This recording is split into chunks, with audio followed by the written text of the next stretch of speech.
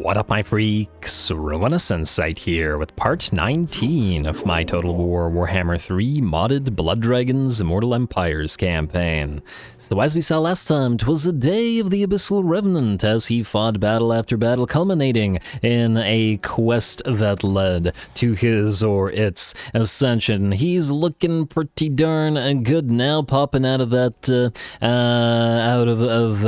depth guard armor, and I'm excited to see what he looks like in combat. Unfortunately, we do lose by virtue of having done that our entire horde and have to start over. Honestly, if I had known, well, okay, to be fair, if I had known that that would happen, I would have still done it, but mostly because I would have wanted to see the Abell Revenant in his new form and seen how he worked out. If I already had done that, if I already had experience with this mod and this was my second playthrough, I probably wouldn't have, because this was so much effort just gone and a crazy amount of metal used up on that as well. But hey, what can you do?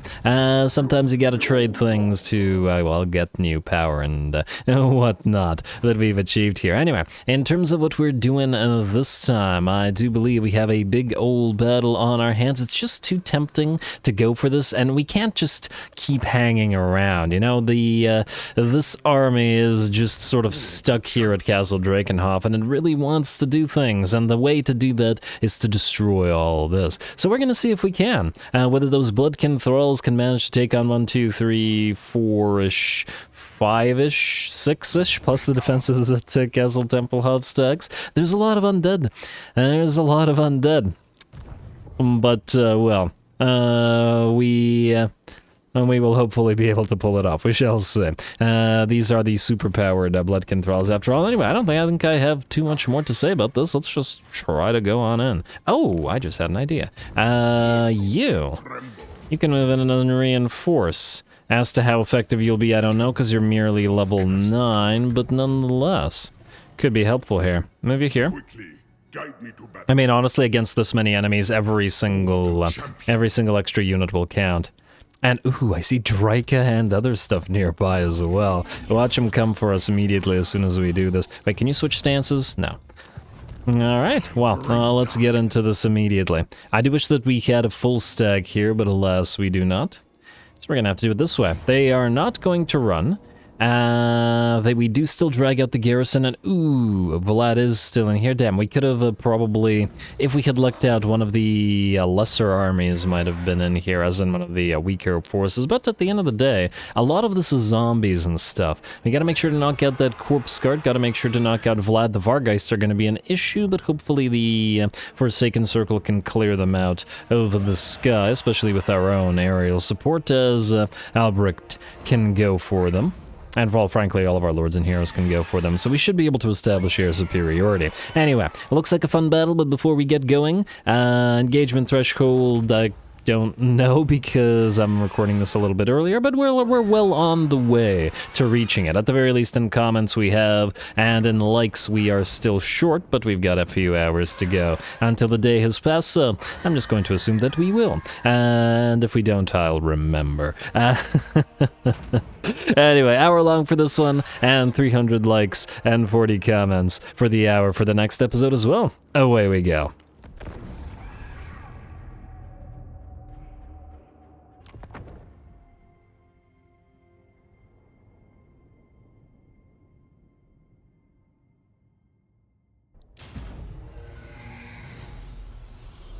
Castle Drakenhof. Alrighty, here we go. I don't think that the massive piles of zombies and skeletons should be too much of a problem for our Bloodkin Thralls, but that's not where the strength of the Vampire Council lies, rather allowing the chap to distract us while the elites undo the damage. So we'll have to watch out for those and ideally even target those elites and destroy them before they can close the distance and go after our Thralls. Speaking of the elites, our first target target will be these Mourngul Haunters. Obviously, they were invisible until our Bloodkin Aspirant flew over them, but now that he's found them, all of our own elites are going to try to knock them out. We're going to have to try to do this quick because the enemy reinforcements are already here. Vlad himself has arrived with massive amounts of units in tow. We're going to summon a unit of zombies, and I do believe our zombies look pretty much identical to the enemy zombies. Our color schemes are basically the same here.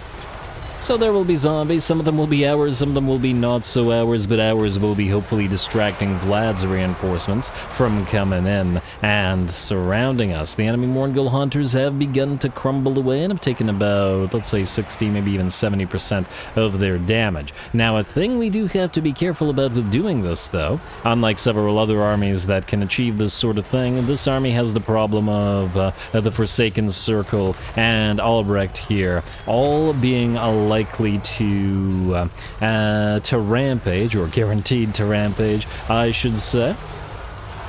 And thus there's always a chance that we get surrounded and destroyed. Fortunately, Rampage does not last forever as long as we're in combat, so we just have to wait until they stop rampaging and then pull them out, like so. There we go. Our pull-out game is strong, is what I'm getting at. Anyway, Albrecht Nictus is also in Rampage, and the last to flee the field, we did very heavy damage to the Mournguls, but alas, it was safer to not get surrounded. We could have also dropped a bunch of spells on this pile of enemies, well, we can always do so later when they're all blobbed up in a nice line against our Bloodkin Thralls. And for this particular purpose, we're going to keep the Bloodkin Thralls relatively formed up, relatively close, I should say. We want enemies essentially to blob up around them in a nice line where either a Wind of Death or a Penumbral Pendulum can knock out massive amounts of the enemy forces, mostly just to clear them out while we go after the elites with our own elites. Anyway, let's form up, and it looks like, surprisingly, the enemy doesn't want to head directly towards us. It looks like the anthill has not yet been kicked. Well, we're going to kick it by sending all of our flyers over to the leftmost flank of the enemy army. The reason for this is that even if we rampage back here, the enemy is really not going to send its entire army to surround us here. Most of their elites aren't here either, so we can freely and relatively easily knock out a few units. And then once the rest of the enemy army is sufficiently annoyed, they'll head for our biggest blob of units, which is our Bloodkin Thralls anyway. And by the looks of it, the enemy's zombies are going to lead the charge. As well they should. Of course, they stand no chance of dealing any damage to the Bloodkin Thralls.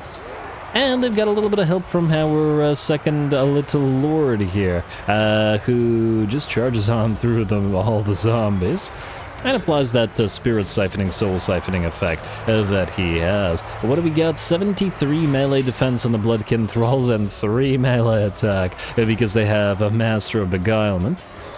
But that probably won't stop them for long. Looks like another enemy lord, or at least one enemy lord, a Strigoi Ghoul King, has made it into the fray. Vlad is in there, and another enemy lord is in there as well. Now, interestingly enough, each one of these has gone for a different Bloodkin Thrall unit, which might otherwise have been effective, but because we have elites of our own, and we can thus hunt them down while they're separated from each other. If we didn't have our lord nearby, if he was busy, distracted, etc., this might be effective, as these guys would have an easier time knocking out individual thrall units as compared to the enemy chaff infantry.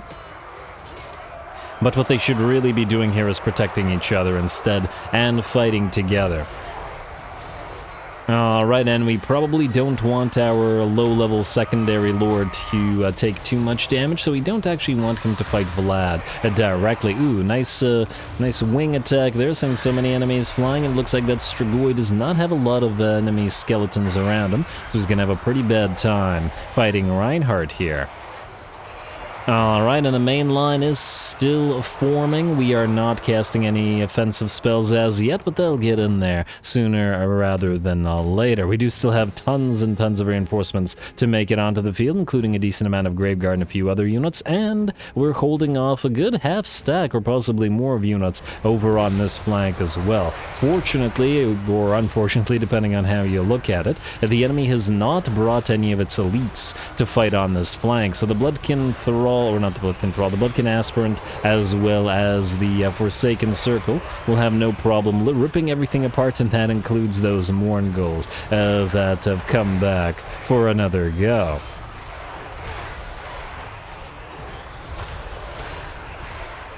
And just enjoying the Forsaken Circle / Super Armored Sky Reavers fighting. How we doing back here? Let's see. It looks like our army has at least somewhat separated itself and to essentially two bigger blobs. This is a little bit unfortunate in the sense that the aura will thus not be hitting both sides, but that's alright. We are also waiting for more enemies to blob up before we hit them.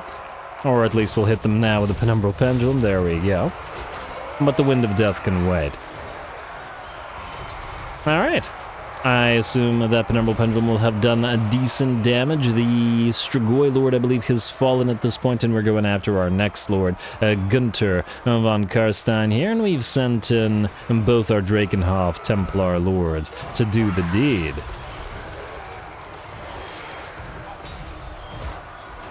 A little bit difficult to spot what's going on in the middle of the fray here, but, well, it's a big old brawl, so that's what we expect. Looks like the enemy has moved in some Graveguard with great weapons, and with their armor-piercing, they should be able to give at least something of a contest to these Bloodkin Thralls. We lack armor-piercing, and they have it, and they are more heavily armored than us as well. So, that's the unit most in danger from the enemy infantry units. That said, over on this flank, the enemy's having a reasonably bad time, I would say.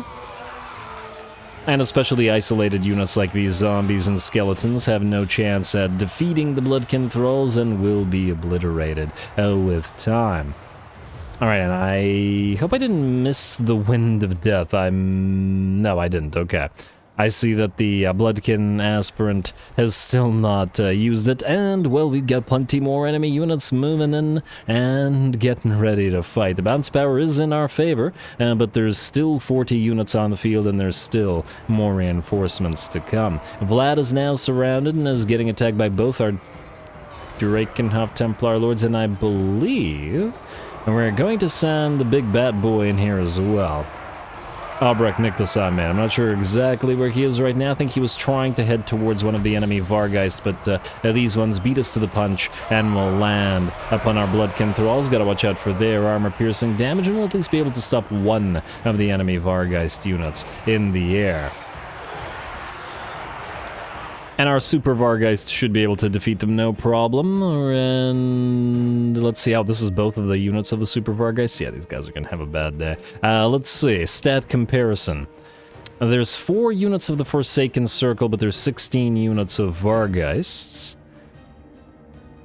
Vargeists don't have a lot of melee defense, which, well, you know, does make sense, and pretty much what we expected. Yeah, they're gonna get knocked out pretty quick. And their best hope here would have been to surround our units, but we have too many. Alright, and the regular Vargeists do be dropping and will be out soon. There we go, Albrecht Nictus has dropped down upon Vlad, who is still holding ground, but has dropped to about half HP. But they've been hitting him for quite a while now, so, yeah, he's been holding pretty darn impressively. Speaking of holding pretty darn impressively, the Bloodkin Thralls continue not to be overrun by the hordes of the dead. That additional ward save is really helping them out. And there we go, finally, the Wind of Death moves in, started all the way back here, and moved through a bunch of enemy units. I believe this was Overcast as well.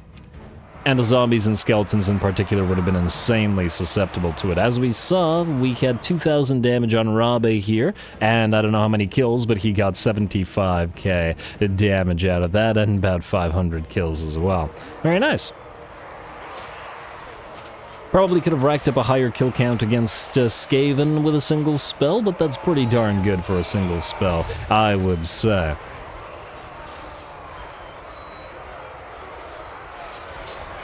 I think there have been bigger single spell effects in the Bretonnia / King Lewin campaign. I remember a single Dwellers Below did like 200,000 damage or some ridiculous number, and I don't even remember how many units it ended up killing. But that one was a little bit of a fluke. And then the legendary orc spellcaster Grotzlik Gitstampa from the Grimgore campaign also managed to get absolutely ridiculous numbers as well. But a Gork really worked out for him.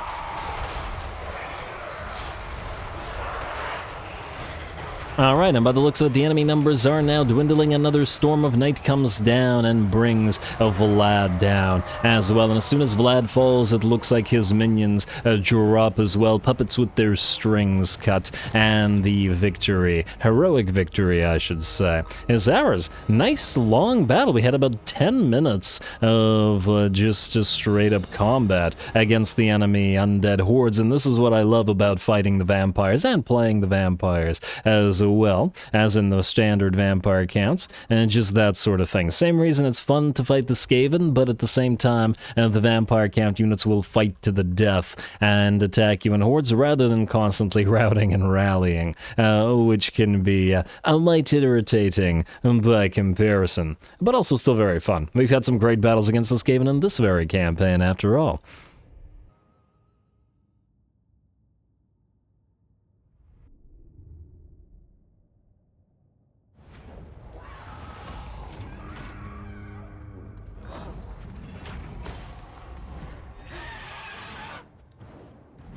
Alright, very, very nice, very, very nice. Whether fortunately or unfortunately, depending on how you look at it, the AI doesn't really understand how to play the vampire count, so it doesn't really leverage using its chaff infantry to hide its elites and then dish out damage with them. So, well, yeah, the enemy lords also certainly didn't protect each other, so we were able to knock them out one by one with our own lords. Out of curiosity, we got 76k damage as well on that single use of the Wind of Death on the Bloodkin Aspirant. I don't know how much of the 42k on Reinhardt was from his single Penumbral Pendulum, but it's probably around 30k or something along those lines. As usual, we got tons of damage on the Forsaken Circle, and decent damage on Albrecht Nictus. And ooh, you're level 9 now. We could upgrade you to one of those Abyssal Terror Knights, or whatever they're called.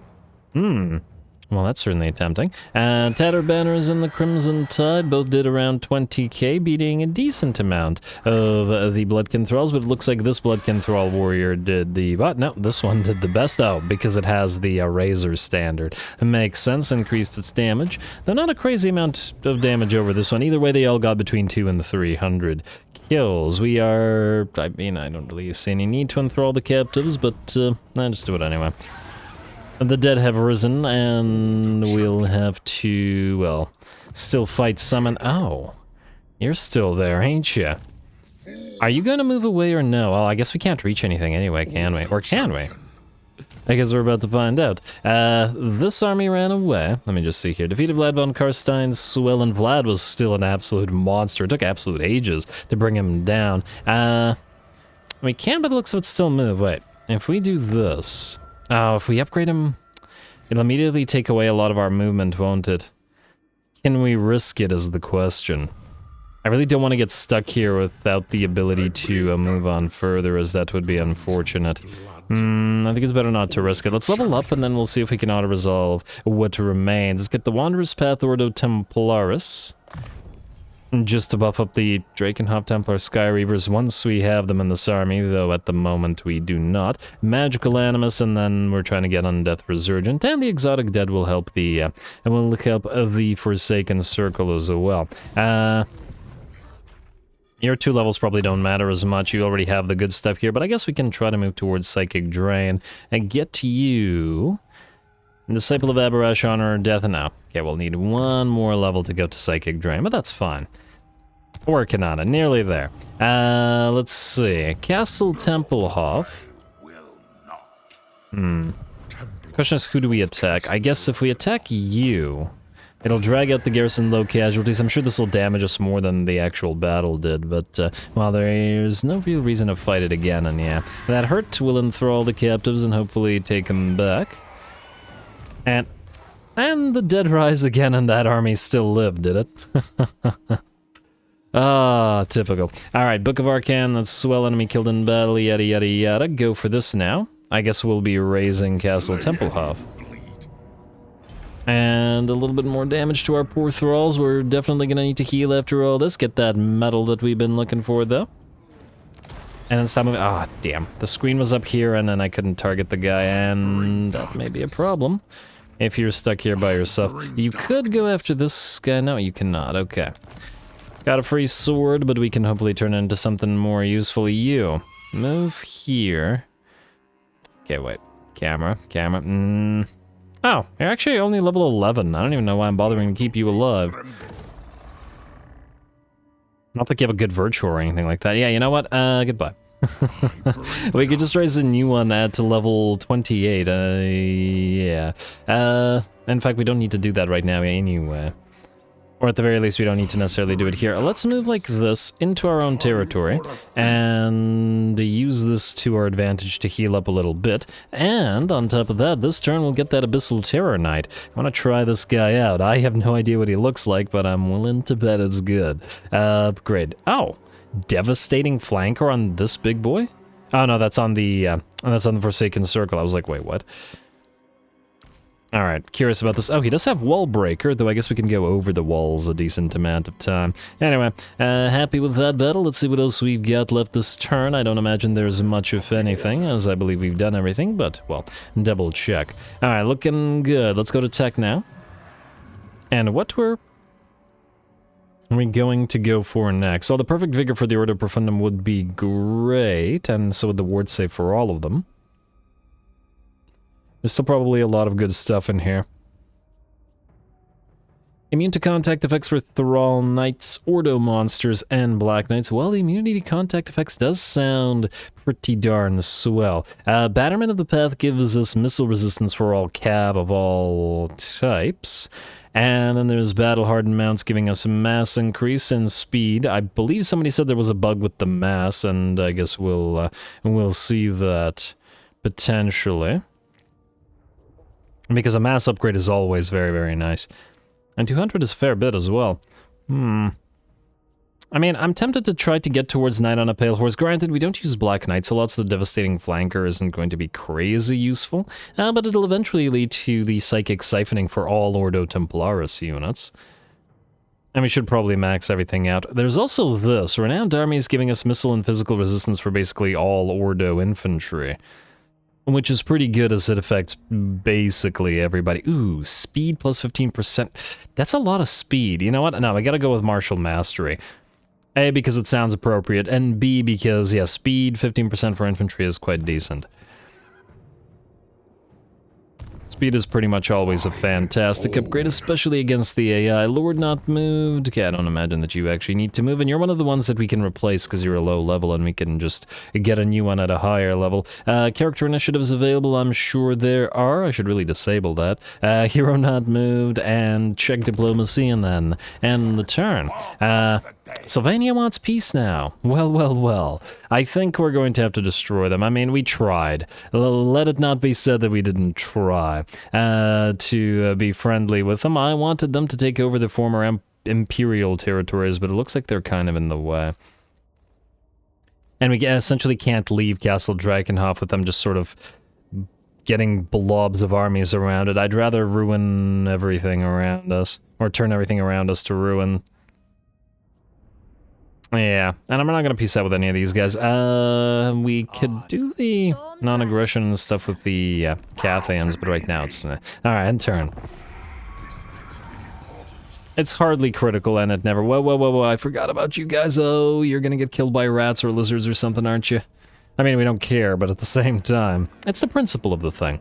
It's always the principle of the thing. Scroll Key wants peace now. We will... probably peace out with him, just not necessarily right now. Oh, wait, I mean, it depends on if we go for Marks of the Old Ones or kill off Hellkeek and go for the Altar of the Horned Rod. We could just ignore Marks of the Old Ones if we wanted to. Not like we really care about it.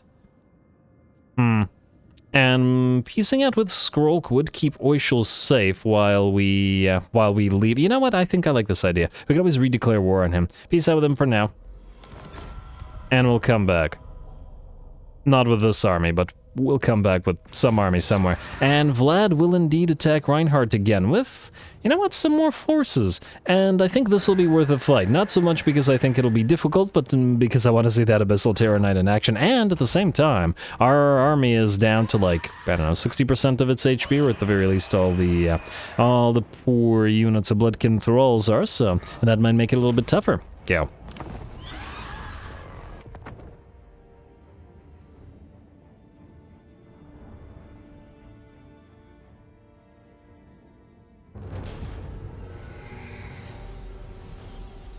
The Oro Templar.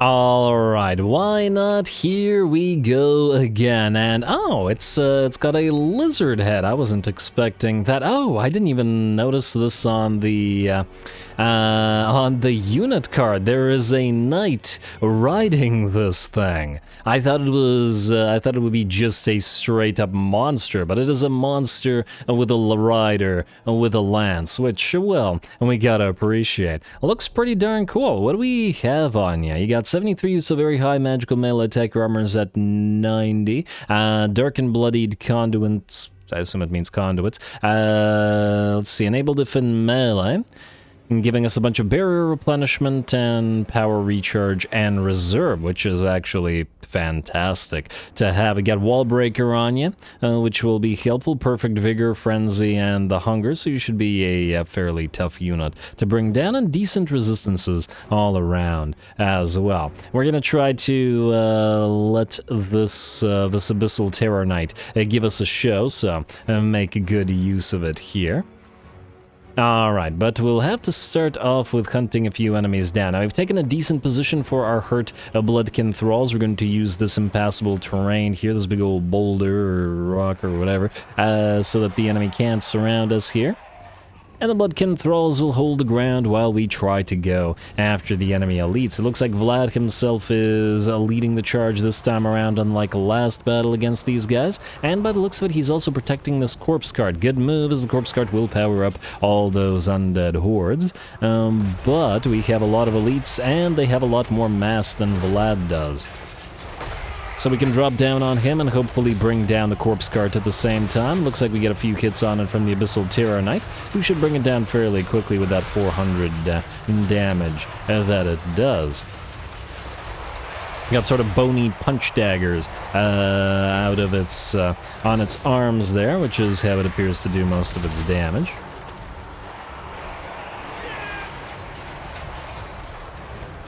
Alrighty, well, it's going to be difficult to see what the heck is going on over here right now anyway, but, well, the goal is still to bring down Vlad and the corpse guard, and once these units separate, and separate they will, that dynamic will change a little bit. Alright, come on, bring that corpse guard down, or at the very least don't allow it to reach the main line. There it goes. So that the Vigor Mortis does not buff the enemy basic units, while they try to go after our Bloodkin Thralls. Time for the Bloodkin Thralls to hold ground once more. Looks like they'll be taking some poison from the enemy crypt ghouls, not horrors. The enemy probably wishes they were horrors instead, as it's a great combination with base units and with Graveguard as well. Alright, and a nice big old infantry line. The enemy has also moved some Black Knights to try to hit us in the flanks, but a very solid portion of the enemy is currently distracted in the center here. Looks like Vlad has already dropped down. Much quicker to the grave this time around than last time, but, well, that seems to be par for the course for Vlad anyway. We're on brand, I should say. We're going to charge the Abyssal Terror Knight away from the rest of our forces, mostly because I want to see it in combat a little bit more. Looks like it does have decent splash capabilities, though I have to wonder as to its infantry blending capabilities as opposed to its single target capabilities. I tend to think it's probably more of a single target killer.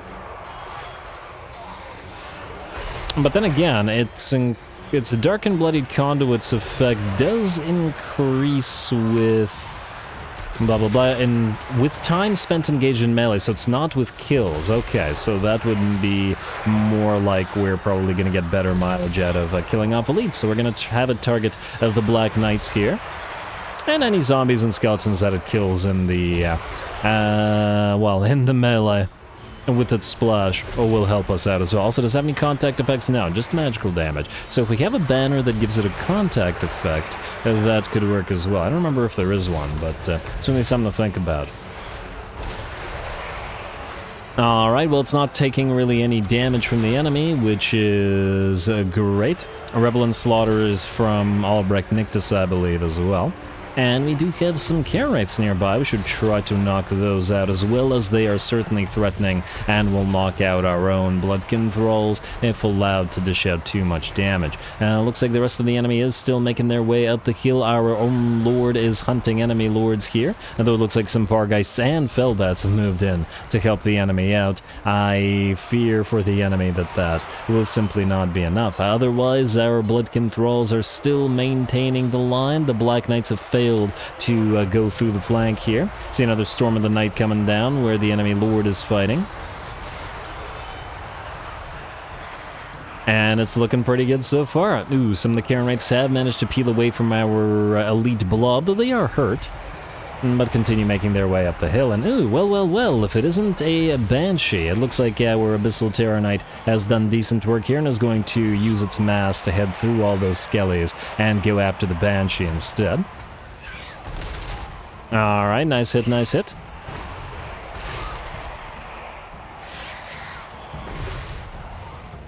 And get a few more of those Bone Spur punch dagger things, and the Banshee will go down. Damn, okay, the Banshee will go down. You're supposed to do that on cue, my friend. Oh, looks like those 2 hits in a row didn't connect. 3 hits out? Okay, the third one. Third time's the charm, isn't it always? Alright, looking pretty good. Now, we have another target to pick, or I guess the enemy will come to us as some Graveguard will charge towards us. The Abyssal Terror Knight's gonna start taking hits from the enemy Sylvanian crossbows. But we've got bigger fish to fry. There's an enemy Strigoi Ghoul King, but how long will he last? The other enemy Lord is nearly down. And with the fall of the enemy Lord, by the looks of it, the enemy skeletons are going to start melting away, and perhaps there will be no need to deal with the enemy Strigoi whatsoever. We've held the kill. The Abyssal Terror Knight has done great damage here, though I am curious to see what the final damage count on it is going to be, as compared especially to the Forsaken Circle, from whom it evolved. Let's find out, shall we?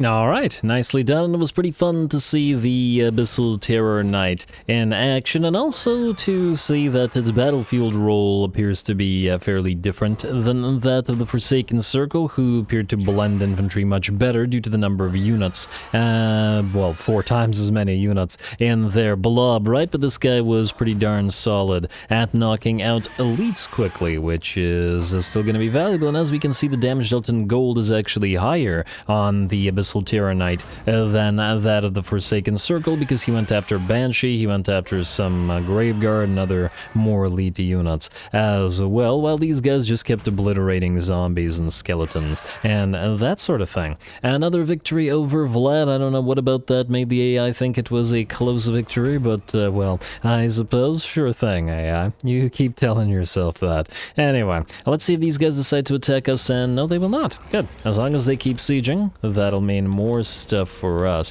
as in more units that we can get. Recruiting shortage, irrelevant to us at the current time. Abell Revenant is alas unable to reach the Altar of the Horned Rat this turn, which is a shame, but at least he can go into encamp stance and thus move over here. And that'll allow him to build that war army. It's not even upgraded to tier 2 yet, upgradable to tier 2 yet. Oh, Ordo Profundum camp. I can't believe we built the headquarters as well. Damn you. Alright, well, technologies. Let's see what we're going to get here. I think it's either renowned armies for the battle. Ooh, or nah, we don't really need the speed for the Ordo Knights as much as we did for the infantry, because they're already quite quick, let's say. Let's see what we get here. I think it's either renowned armies for the battle. Ooh, or nah, we don't really need the speed for the Ordo Knights as much as we did for the infantry, because they're already quite quick, let's say. Let's see what we get here. I think it's either renowned armies for the battle. Ooh, or nah, we don't really need the speed for the Ordo Knights as much as we did for the infantry, because they're already quite quick, let's say. I'm gonna say let's get Horsemen of the Apocalypse. I do like that immunity to contact effect. It's quite strong. It doesn't apply to everything, mind you, but it does apply to Thrall Adepts, Black Knights, and all the monstrous units, so it's still pretty darn decent. Alright, you stay right there, Abyssal. And let's see who else needs to move. Zach. What is this? There's a little dwarf army beside you. Blood Dragon Champion. I can't say I'm not tempted. Also, how? Ooh, yes. Immediately upgrade yourself to the next level. Gotta get those, get that force gathering up and running so you can defend yourself. It'll still be a while until you grow up, but that's fine.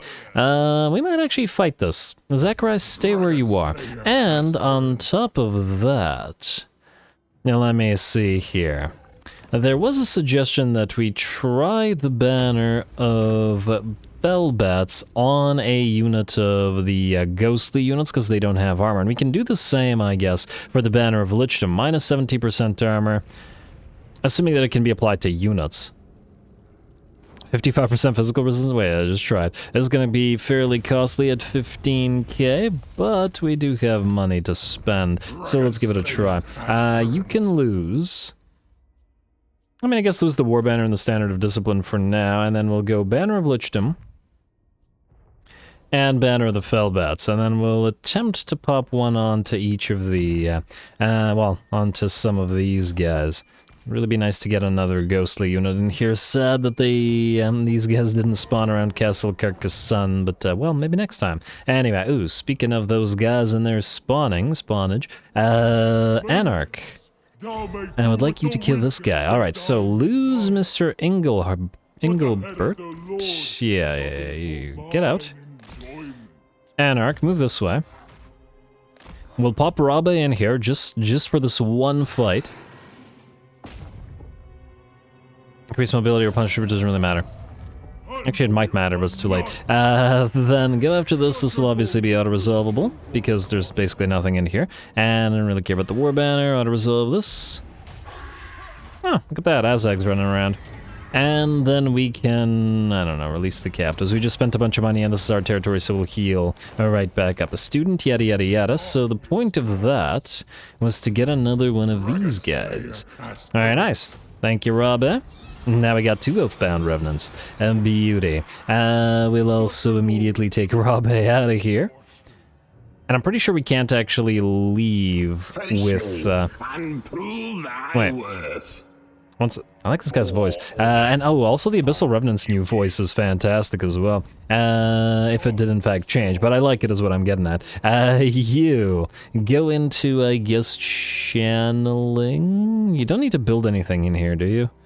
Not that I recall, and you're probably, or at least hopefully, not gonna lose your horde, so let's do this. Or we could even march stance to the edge of our territory. Let's march stance to the edge of our territory. We can now move back around to Karazakarak, because it'll be tier 5 by the time we get to it. And Engelbert, can you go into the army again?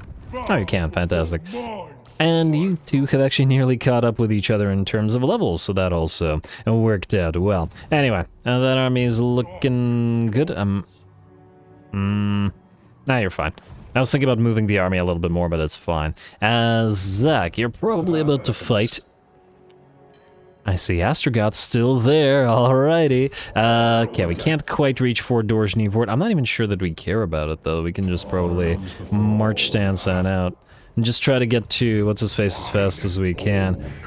And we do still have to keep an eye out on the additional hero. We still are missing a Bloodline champion that... Ah, there we go. Dark Verge of Immortal Disdain. And you got the Skull Mask as well. Nice. Alright, now we got one of each. I might keep them on the ground rather than fly. Well, no, then again, we do have flyers.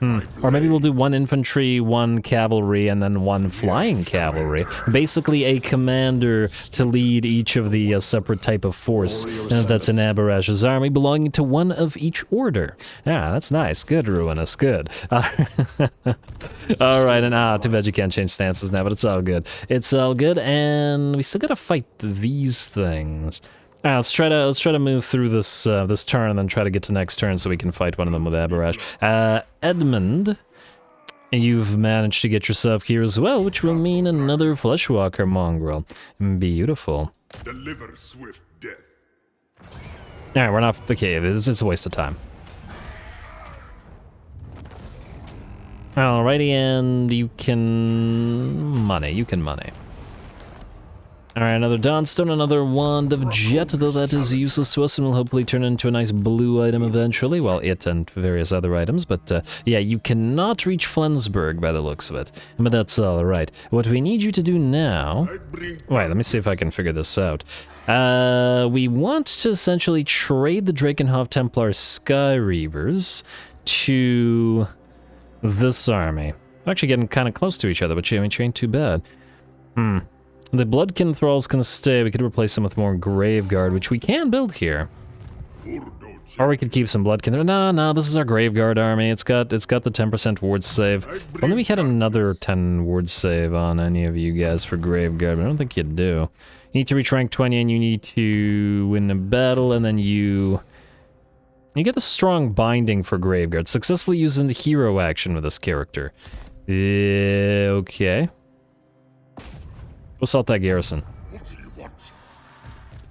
Gotta periodically check on those, and this will allow us to raise a new Fleshwalker mongrel. There we go, and successful. There we go, thank you, Terrence. Well done to you, sir. Let's pop you into a camp, and let's start moving through Vlad's territories, and mostly to meet up with the other army. And swap out some units. You, assuming that... Okay, wait, let me just see if I can figure this out. We need to replace... Okay, assuming one of these guys will become another Fleshwalker mongrel, the idea is at least to have 4, because then we could go 2 and 2 for 2 Fleshwalkers and 2 Doomwolf Knights. Oh, I can't wait for the Doomwolf Knights. They were fantastic when we fought them, and they look great. What we need is 1, 2, 3 units replaced with Graveguard. So we could get 2 and 2... Wait, did I say 3?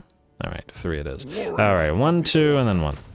Alright, it's gonna take you a little bit of a while, then you can ferry those guys over. You can summon another lord to ferry those over. It'll all work out, I'm sure. Alright, let's keep going. Zach, I'm still about to fight with you, but give it a minute. Give it a minute, my friend. I'm very tempted to build up a... Thrall stables here. And yes, Aberash can do it for us, and yes, this is costly, but you know what? I think it's better to do it here. Just do it. Because I really don't want Aberash to sit still for 2 turns while we wait for him to build those units for us. Easier to build him here. You two can actually just stick around near Jarnagrund.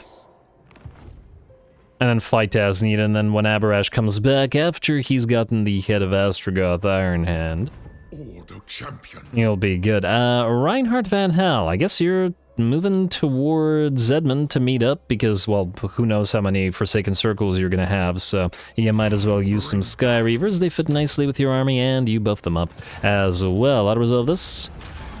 Please don't kill too many Thralls. 0. Very nice. And heal up. It said 0%, but I think it's rounding down, because it did heal one of our Bloodkin Thralls from 37 to 40, so it's lying. Alright, go this way. No more settled territories around Castle Drakenhof. We'll raise the place. Gotta get that... No, stop moving. And gotta get that metal, and channel your way forward, and keep on moving, sir. Alright, very nice. Very nice. And then we'll meet up near and around Wurtbad. Just gotta make sure we don't destroy Balthazar Gelt so Aberash can come back and hunt him down if we, well, you know, if we end up having time for that. It's not a big priority. Alright, I still want the Revenant Knights to do their thing, but it'll be a while before their army is ready to go, as we need to either build the building or have Aberash do it for us. Rudolf Barrackmere, you're still sticking around here. Sticking around. Mir. Maldred... Maldred, you're good. Fremont, you're good. Conradine, you're just keeping an eye on Astrogoth, and that's good. Let's quick deal. What do we have here? Western provinces, nearly non-aggression. You know what? Fine. Let's just pay them money. It's 3.5k. Who cares? I want to see if we can't get that defensive alliance with them eventually. And yeah, they might have been fun to fight, but they're too weak. They're still too weak. 42 and 57 strength rank, they're just not factions that we are inclined to fight, and if they get destroyed, we also don't frankly care. Too bad I can't vassalize Vlad. I could do a non-aggression pact with this piece, but I don't think we can trust him. He's always going to hate us, so yeah. I still think there should be a tech or something that would allow us to be friendly with Vlad, in particular, Vlad's faction, if we want to. Or maybe there should be like an event wherein you can not take Castle Drakenhof for yourself or something like that and leave it to Vlad for a massive amount of relationship increase, just to make a different sort of campaign. And this would prevent you from getting some stuff like the Library of Castle Drakenhof, unfortunately. But it could make you sort of allow Vlad to build the Empire while you hunt stuff down. Maybe you can only do that with Aberrash and not with Walach. I don't know. There's definitely potential here, I think. Anyway, let's end the... No, I lied. Whoa. Zach, you're gonna fight. Let's get you your points then. Let's get into it. I believe we were going through the Wanderer's Path Ordo Draconis, specifically for your, I want to say 4 units of Blood Dragon Neophyte Warriors. Then you have some levels as well. Hey, you get summoning. Very nice. More ghosties on the field. As to where we spend the rest of the points, I guess we're just going to go through to Arcane Conduit, so let's get your Soul Stealer and Wind of Death for now. Though frankly, as you guys may have noticed, by and large, while in many battles I've just been avoiding using the damaging spells, because it's been more fun to watch our units fight. Anyway, let's declare war on this random Dwarfen faction. They hate us anyway. Wait, who are there at war with Morgar? I declare war. Just because they're there and just because this army can fight them. Alright, and let's try this. So the Banner of Lichdom, minus 70 armor, but gives you horrible regeneration. I guess the question is, would we want to put this on the Knights, or would we want to put it on the Warriors? The Knights should probably be a lot more fragile, so I think we'll buff them up. This gives them 120% physical resist, or really it maxes out at 90%, but as I understand it, if an enemy tries to reduce our physical resist with a contact effect or with something else, this will still work, so, yeah.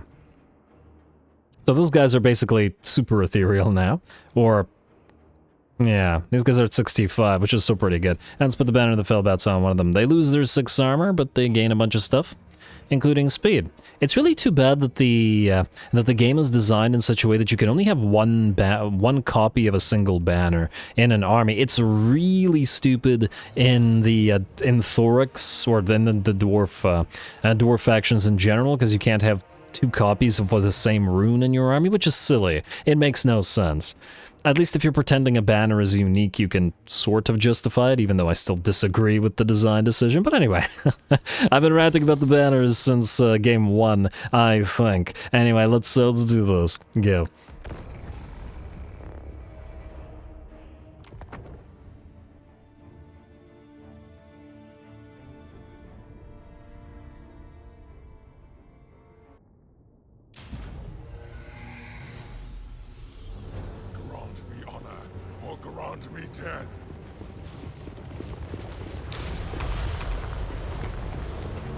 Alrighty, here we go. Our ghosties should be super darn effective now. They're gonna pop into their lance formation, which buffs up their mass by 30%, and we're going to target them at the enemy miners. In fact, since the enemy army is in march stance, we're gonna make it a little bit easier on ourselves and avoid casualties at the same time. The Piles of Graveguard and the Black Knights will not join the fray. We'll use our 3+1 unit of ghost units and our 4 units of Blood Dragon Neophyte Warriors to carry the day. Instead, might be a little bit annoying to deal with the gyrocopters, though their speed is at 105, so they're going to be very difficult to catch and might otherwise be able to knock out individual models of our elites, but we'll try. Plus, we have Fellbat summoning here now, and we can summon those Fellbats and hopefully annoy said enemies.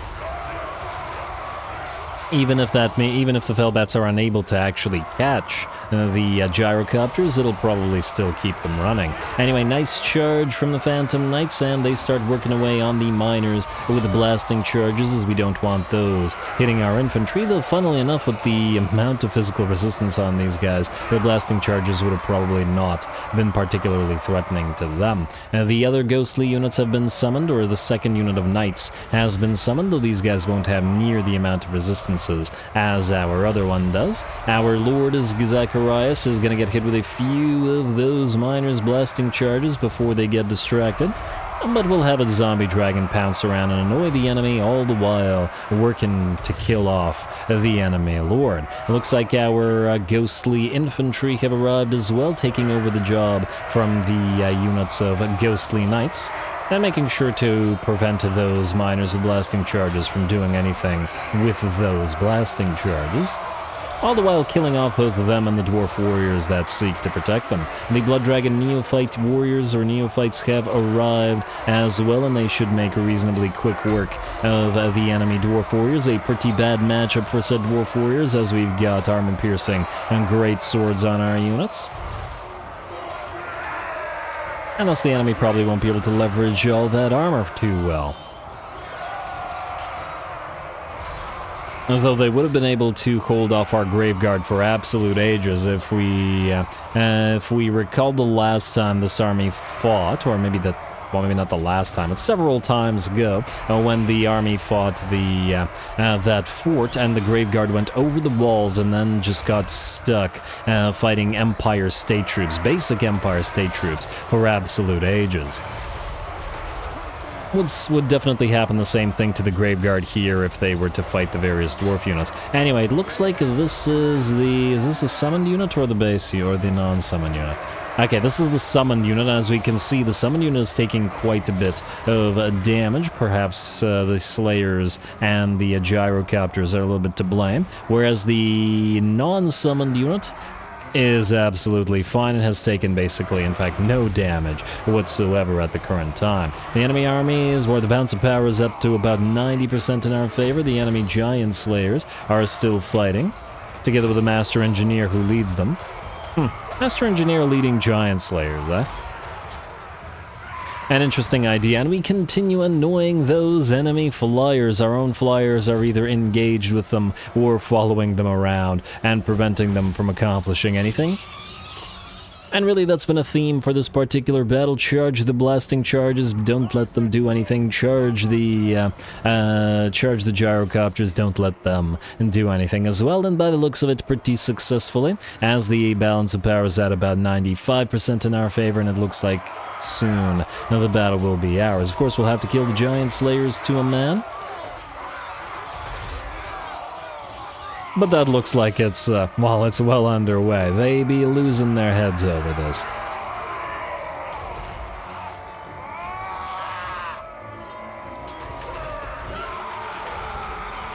Though they're giving some back as well, as several of the summoned knights are clearly going down. Balance of power shifts 100% in our favor, now it's just a matter of bringing down the last of the Giant Slayers. Take a few more heads. The Phantoms don't need their blood after all. Oh, actually, out of curiosity, Phantoms do still have the hunger, though. And are you the last, sir? Oh, and just, I think that was the last one, and just as the enemies run out, one of the Blood Dragon Neophytes moves in to take the final head.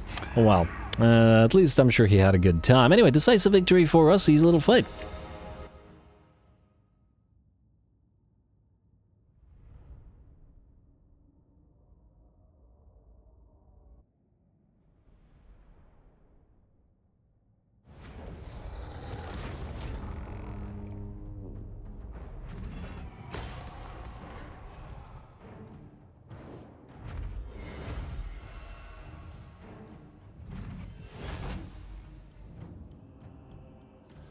Alright, nice little fight, easy enough, and we certainly saw the Phantoms be effective, though I suppose that the enemy army was weak enough not to really be threatening either to the Knights or the Phantoms, though I do want to say that when comparing the Phantoms, the first keep that we have, our unit, versus the summoned unit almost got completely destroyed, or at the very least got very badly beat up, whereas these guys took no damage at all, it seems, at least during the fight, ignoring heals and all of that. So, yeah, Banner of Lichdom. Gotta keep an eye out on what other things we can pop this thing on. 55 physical resistance is pretty darn swell, after all. Let's see.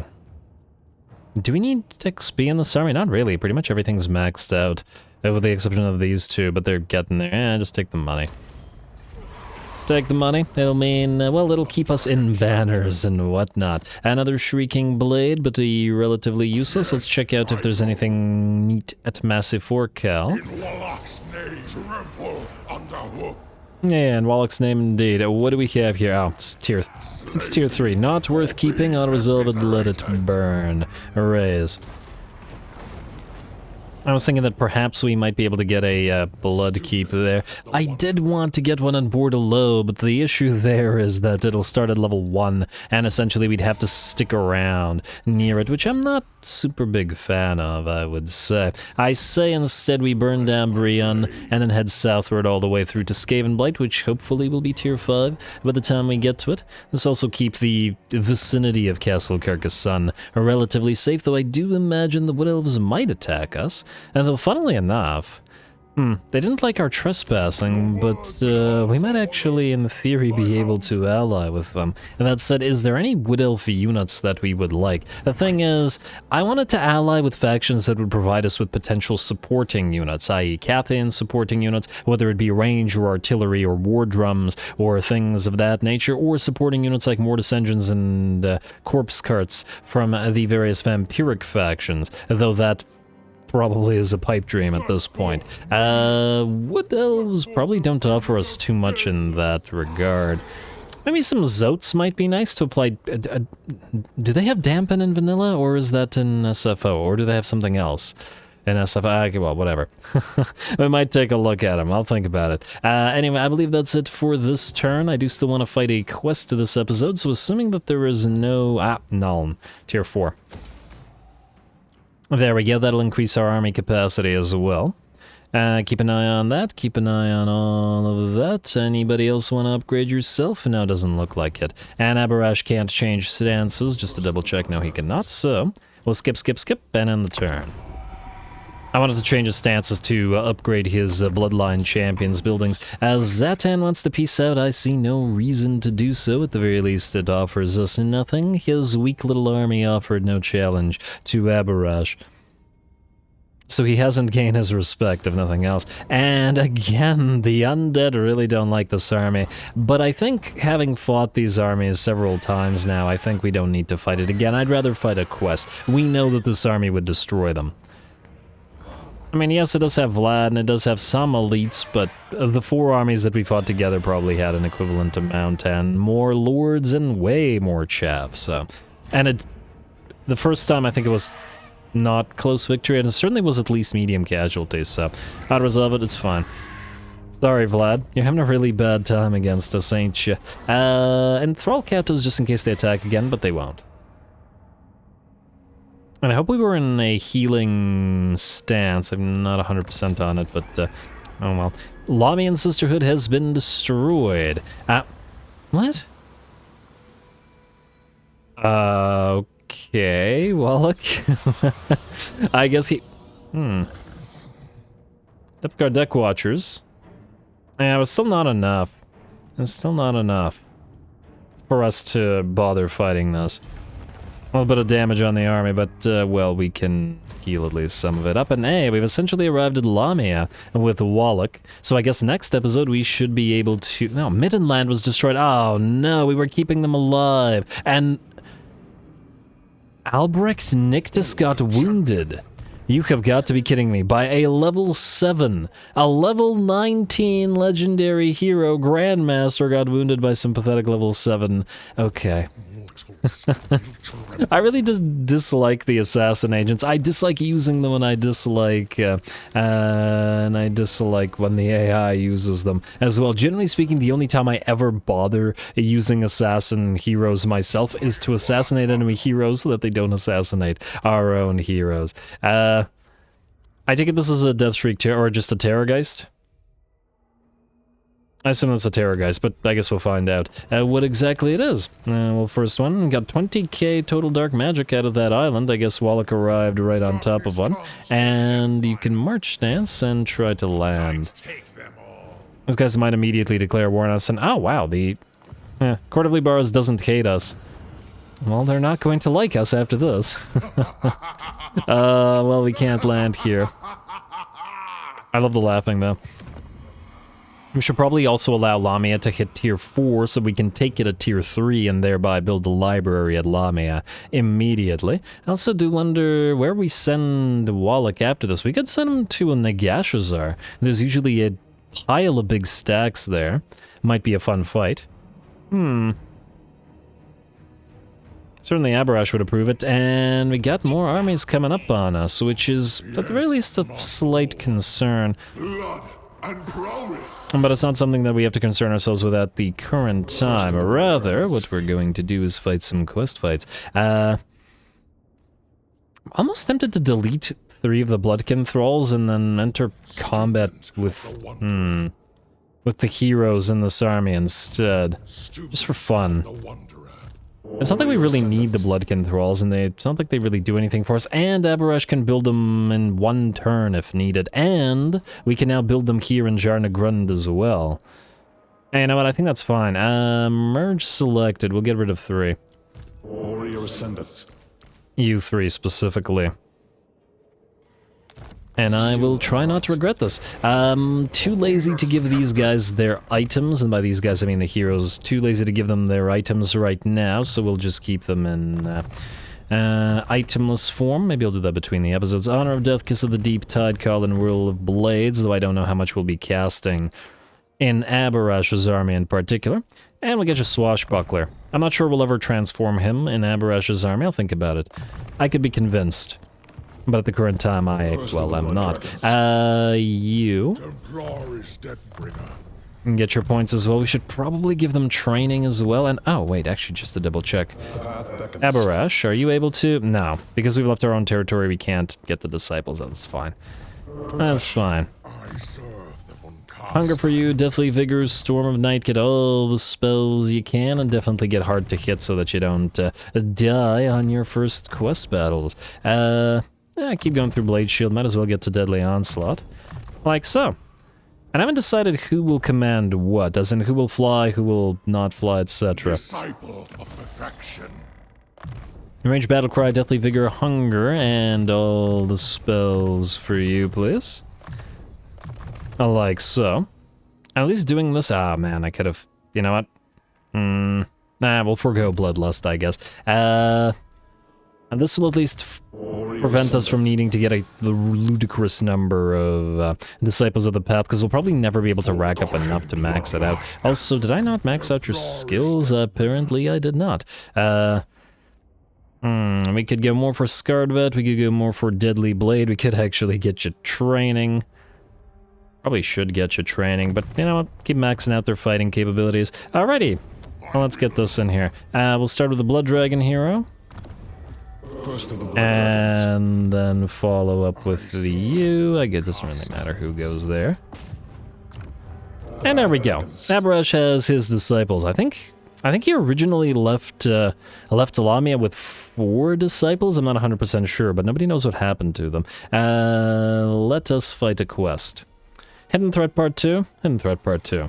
Oh, no, wait, no, let's fight the JADE DAIMYO one because we want to unlock the new legendary hero. Hopefully they don't get assassinated immediately, because our legendary heroes have been having a bad time lately. Let's see what we got here. Our informants tell of an order of knights known as the Jade Ronin, and they serve a wandering master known only as the JADE DAIMYO. The voyage there will be long, but surely such potential allies would be worth such a venture. Alright, and ooh, we're facing off against the monks again. Alright, we're gonna have to be a little bit more careful of them. I'm wary of those monks and the insane amounts of damage that they can deal now. Away we go. Obviously, this is not all that's gonna be here. Let's see how many more monks we'll have to contend with.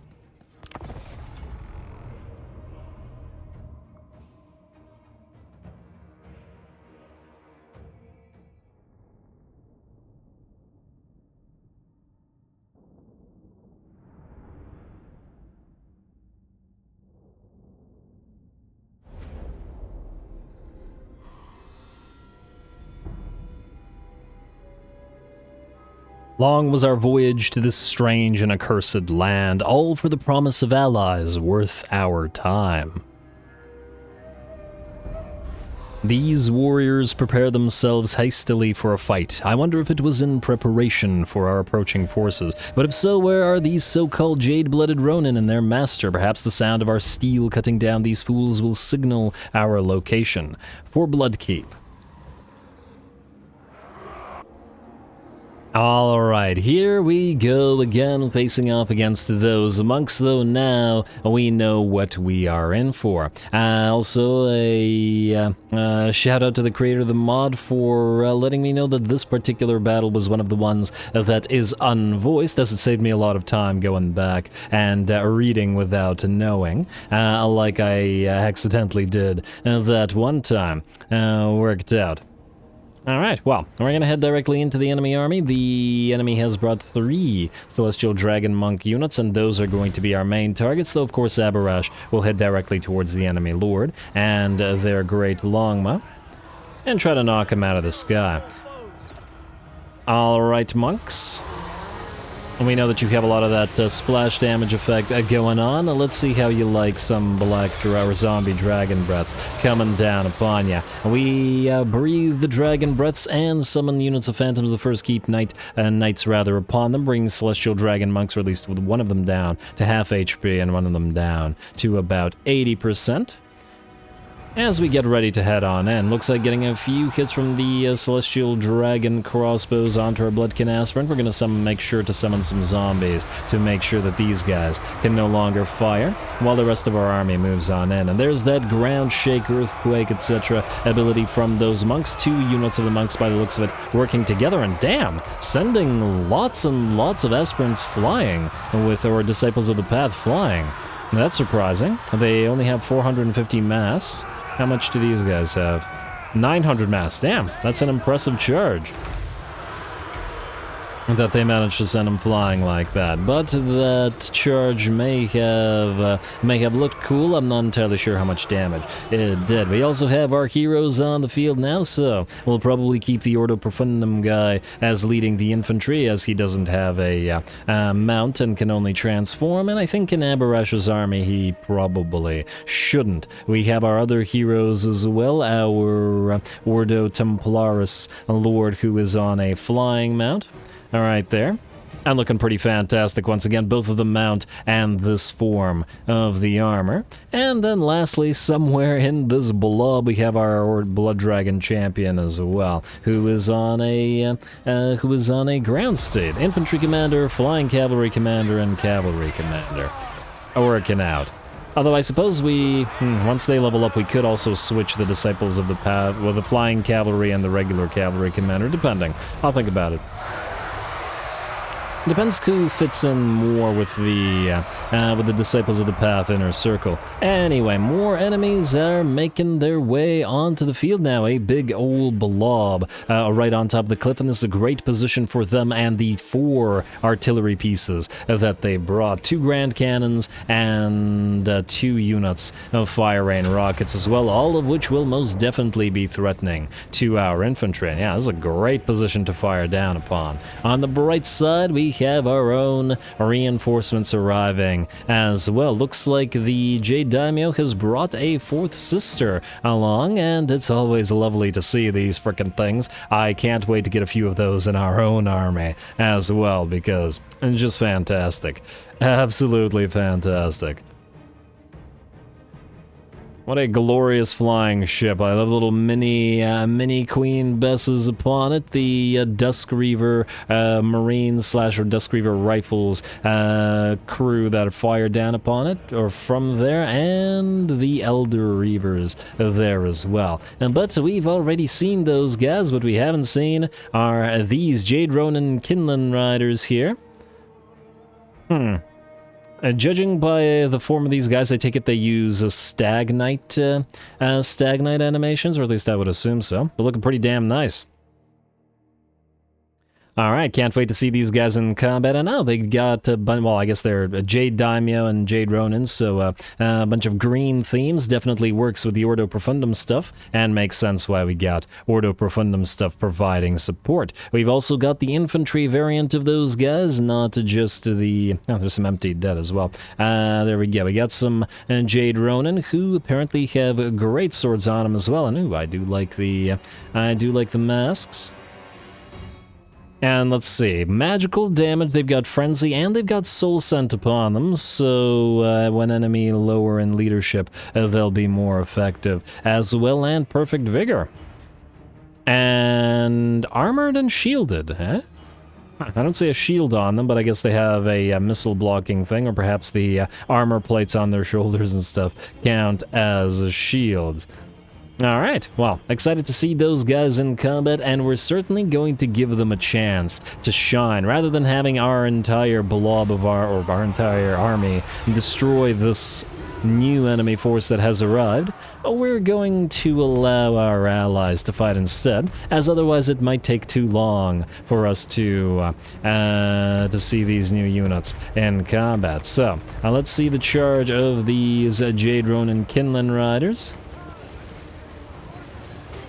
And they'll leap on into combat. There we go. Ooh, lots of splash damage by the looks of it. Not a crazy amount of air. They're not charging through them by the looks of it. They're, well, they're getting a little bit of air, but the pile of cav didn't charge directly through the enemy, but sort of stopped and started to do damage. Looks like the enemy Jade Warriors, and faced with the Jade Ronin, take about 20% of their HP to the first charge, and will probably take quite a bit more.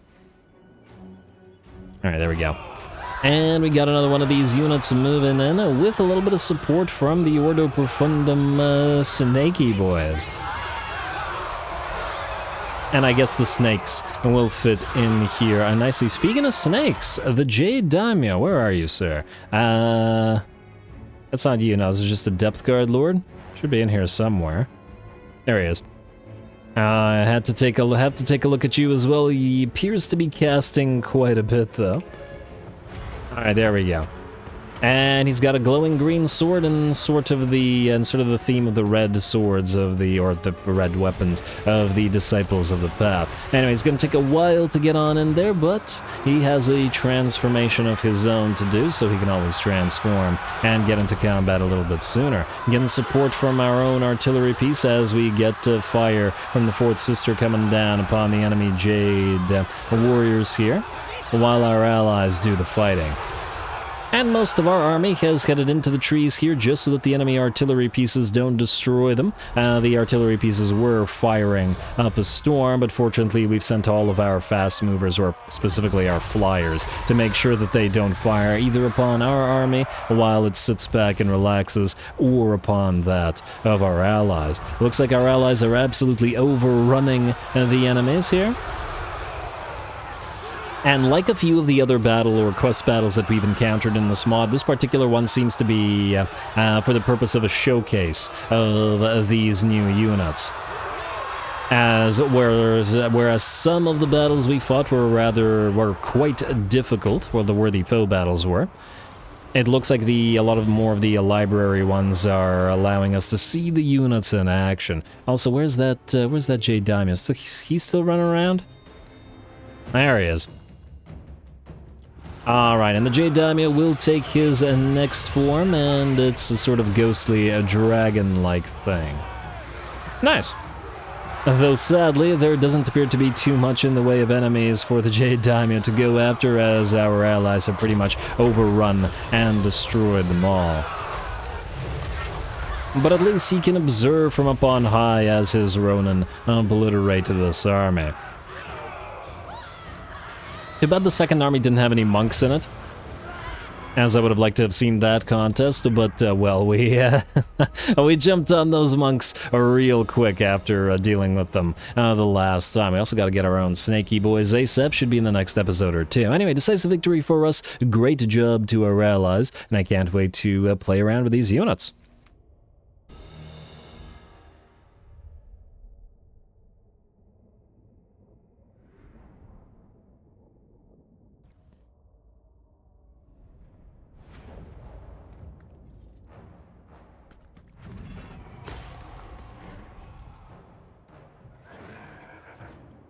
Alright, nice little fight, went a little overboard in trying to obliterate those Celestial Dragon monks before they could do anything, but hey, that seemed to work out reasonably well, and then we were able to sort of stand by and allow our allies to dish out some damage so we could watch them fight, which was pretty fun. Also, the fact that the enemy brought the Jade Daimyo mixed with the Jade Ronin and other units mixed with Ordo Profundum units suggests that we could mix a few of our own Ordo Profundum units into the Jade Daimyo's army, which at least decides what we're going to do with that particular force, and maybe throw a few Cathan units in there as well, as I think that might be nice, if we can get the alliance going. Anyway, we are going to, I guess, enthrall the captives here.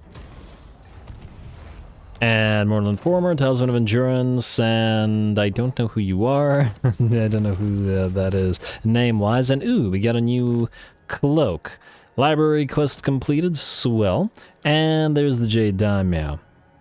Alright, so you spawn in Nongchang, which is where we can hopefully raise a new Depth Guard Lord with... Oh, you have Immortal Disdain, but you're at level 10. Well, hopefully we can get a new one that's at a higher level. Now, just to double check, Jade Ascension, which is that dragon ability that you have, Jade Mists buffs your Jade units in particular. Do you buff anything else in particular as well? Attacks cause slow death effect, draining hit points with some kind of super poison by the looks of it, and various abilities which we'll take a look at once we actually have them. And summon Ancestral Warriors. Fun. But yeah, it doesn't look like he buffs any particular units, which means we're free to use Ordo Profundum units in combination. I like it. I like it a lot. And maybe we can fight some stuff down here, though. Also, maybe leave Nakai alive for potentially Aberash to duel. Although at this point, I sincerely doubt that anybody has a chance against him in a one-on-one. Now, that gave us what? That was supposed to give us the Wanderer's Cloak, but it didn't. And that's one of the ones we're still missing. In fact, that's the only one we're still missing that is yellow rather than purple. Game, what to do? Why you do this game? And it's also surprising that we haven't gotten a single different one-handed weapon compared to what we currently have. Only two-handed weapons. I would like the option to... I really like the way that the shield looks, and I believe Aberash canonically had a shield, or at least as far as I remember reading. But he probably can use any weapon and all weapons, so it doesn't really matter. But nonetheless, anyway, let's see. And I still haven't decided on which weapons of the ones we have we should be using on him either. What do we have left quest-wise? We still have that Hidden Threat quest, which I guess we'll do next episode. Obliterate the threat. Alright, we'll knock out the last of the Witch Hunters here in maybe next episode if we can get to them. Our campaign objectives, long victory will be achieved when we complete the final worthy foe battle. I wonder if that will get activated as soon as we find this, or whether that's tied to knocking out the hidden threat, but we're nearly there at any rate. Anyway, with that we're out of time, and I'm gonna call the episode here. Plenty more things to do next time around. Knock out Astrogoth, probably fight a big old pile of 3 stacks of greenskins, if not more, as they come southward. Hopefully they haven't killed everybody that we wanted to defeat with Aberash, but we shall see. We'll head to Karazakarak, or what remains of it, with Anarch. We'll hopefully meet up with Reinhardt and Edmund and separate their armies such that they can do their own thing. and probably send them in different directions to destroy stuff or fight wherever they can. We're also getting close to maxing out at least our 3 main Ordo stacks, which will be quite nice if we can manage that to pull that off as well. Anyway, more stuff to come. Hopefully the quests and whatnot, more blood dragons in general, so stay tuned. Don't forget to leave those likes and comments below, especially the threshold. All glory to the algorithm, and thanks for watching.